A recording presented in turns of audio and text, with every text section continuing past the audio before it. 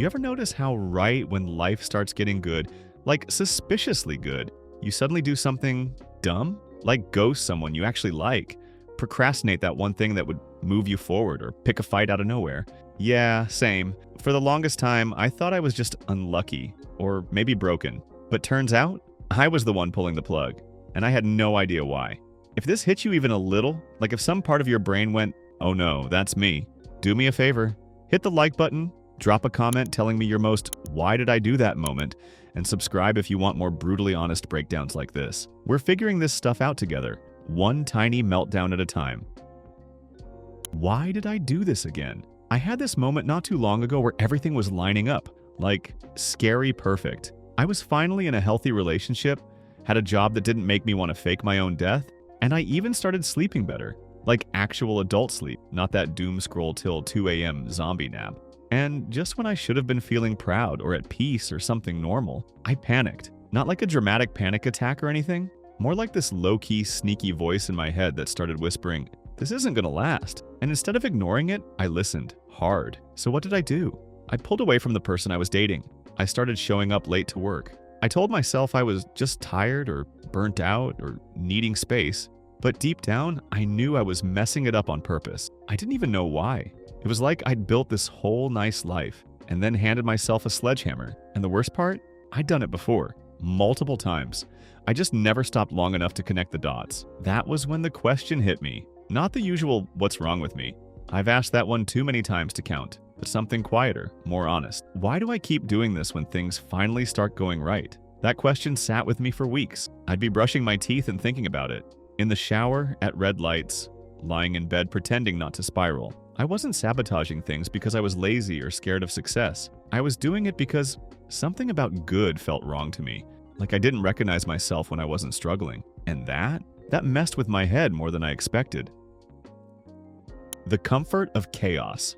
Once I started paying attention, I realized I had this weird addiction to chaos. Not like full-blown reality show drama, more like subtle, quiet messiness. Leaving things half-finished, ignoring texts from people who actually cared, overthinking simple decisions until I missed the deadline. I thought I was just bad at routines or not a morning person. Nah, I was just more comfortable when things were a little broken. And the thing is, it made sense. I grew up always waiting for the other shoe to drop. You know, one of those "don't get too happy or you'll jinx it" environment. If something went right, it usually meant something worse was coming. So I trained myself to stay one step ahead of the disaster.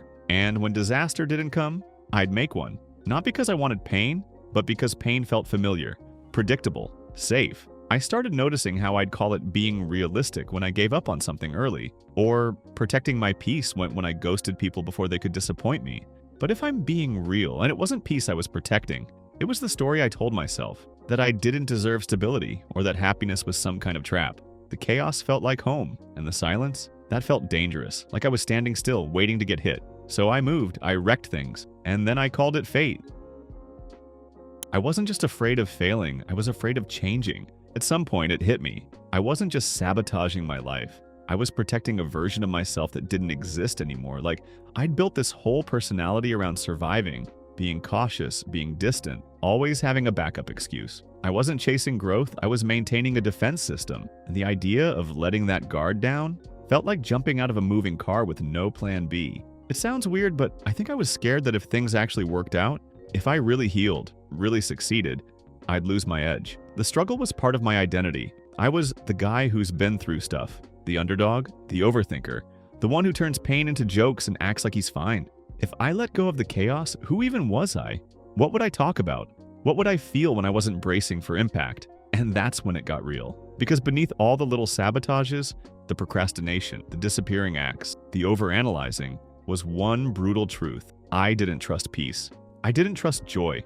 I didn't trust myself to handle things going well. Somewhere along the line, I confused safety with suffering, and anything outside of that felt fake, like I wasn't allowed to want more, like happiness was this expensive thing I hadn't earned the right to have. So when it showed up at my door, I slammed it shut. Success feels unsafe because it means letting go. The big aha moment didn't come during some deep therapy session or life-changing book. It came during a random Tuesday while I was washing dishes. I was halfway through scrubbing a pan when this thought hit me out of nowhere. Maybe I don't sabotage myself because I'm scared of failure. Maybe I sabotage myself because I'm scared of losing control. Like real success, the kind where things flow, where people love you, where opportunities open up. It requires surrender. You have to trust things. You have to stop micromanaging every worst-case scenario in your head. And for someone like me who lived in constant survival mode, that felt way too risky. See, when you've spent years bracing for impact, calm feels like a setup, like the quiet part in a horror movie, right before the jump scare. So you keep your guard up, expecting chaos. And if chaos doesn't come fast enough, you create it. Not because you want to ruin everything, but because you feel safer when you're in charge of the crash. If I'm the one pulling the plug, at least I'm not caught off guard, right? At least I chose the pain. That's when I realized something kind of brutal. I wasn't sabotaging myself out of weakness. I was doing it because it felt like protection, a twisted kind of emotional self-defense. If I don't let myself be happy, I won't have to feel the loss when it goes away. If I never really try, I can't fail. It's not laziness, it's not a lack of ambition. It's a strategy, a terrible one, but still, it made sense. And once I saw it for what it was, I couldn't unsee it. I started noticing all the little ways I tried to stay in control by keeping things just a little broken. And for the first time, I asked myself, what would happen if I didn't do that? How I stopped wrecking my own life. Once I realized I wasn't just sabotaging myself for fun, that I was doing it to stay in control, things didn't magically get better, but something did shift. I started noticing the pattern before it fully played out. Like when I felt myself pulling away from something good or about to blow off an opportunity just because it felt too big, I didn't shame myself. I paused. I asked, what am I trying to protect right now? That question alone, I'm just asking it, made a difference. And if you've been doing the same thing, maybe it could help you too. Because the truth is, if you've been stuck in survival mode long enough, stability doesn't feel safe. It feels foreign. Growth doesn't feel like winning. It feels like losing your grip. So it makes sense that your brain might try to help by pulling you back into the mess. That doesn't make you weak. That doesn't mean you're broken. It means your brain got used to bracing for impact, and now it needs a little time to learn that peace isn't a trap. It's just quiet, and that can be weird at first. What helped me, and could help you too, I wasn't some life-changing morning routine or a 30-day productivity bootcamp.